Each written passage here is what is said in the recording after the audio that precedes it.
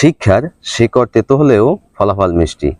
আমরা যখন ছোটবেলায় লেখাপড়া করতাম, আমি বিশেষ করে, তখন যখন আমি স্কুলে যেতাম, স্কুলে গেলে ভালো লাগতো না, খুব অন্যমনস্ক। মনের মধ্যে এই চিন্তা সেই চিন্তা, এইটা করবো সেটা করবো, খেলবো খাবো দাবো ঘুরবো, খালে না গোসল করবো, ইচ্ছা মতো খালে সাঁতার কাটবো, বন্ধুদের সাথে আড্ডা মারবো। ইস, লেখাপড়া এটি কি কোনো কাজে লাগে? এটি দিয়ে ভবিষ্যতে কি হবে?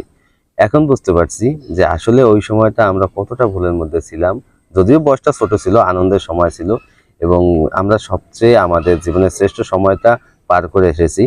তো এখন বুঝতে পারছি যে আসলে সময়টা আনন্দের ছিল, কিন্তু আমাদের জন্য জীবনটা গড়ার যে মূল সময়, ভুল যে ভিত্তি স্থাপন করার যে সময়টা ছিল আমাদের শিশুকাল এবং আমাদের শিক্ষা জীবন যেটা।